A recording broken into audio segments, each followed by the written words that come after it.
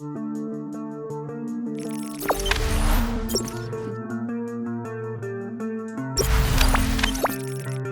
dibalik 4 pemain Indonesia dilarang tampil di final AFF 2020 Leg 2 oleh pemerintah Singapura. Timnas Indonesia gagal meraih juara di ajang Piala AFF 2020. Hal tersebut tak lepas usai Timnas Indonesia kalah dengan agregat 6-2 kala berhadapan dengan Thailand. Di balik kekalahan tersebut, sejumlah fakta pun tercipta. 4 pemain Timnas Indonesia dilarang tampil di final leg kedua Piala AFF 2020 oleh pemerintah Singapura. Hal itu karena 4 pemain Timnas Indonesia, Elkan Bagnot, Victor Iqbonevo, Rizky Dwi, dan Rizky Ridho dilarang tampil di final leg kedua Minggu, tanggal 1 Januari tahun 2022, di Stadion Nasional, Singapura.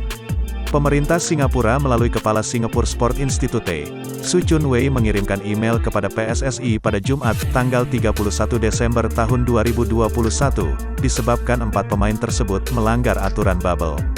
Yunus menegaskan aturan tersebut sangat aneh sebab saat laga pertama, tanggal 29 Desember tahun 2021, Elkan Bagnot dan Rizky Ridho bisa bermain.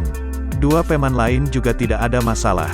Hal tersebut seperti makanan yang tidak sesuai gizi dan porsi pemain. Elkan Bagnot harus karantina saat sudah tiba dan bermain lawan Laos, dan lain-lain. Selain itu selama di Singapura, Timnas Indonesia meski menjalani sistem bubble harus selantai dan berinteraksi dengan orang umum di Hotel Orchard tempat menginap. Tentu ini sama saja dengan tidak bubble. Bahkan panitia pertandingan juga tidak menggunakan konsep bubble.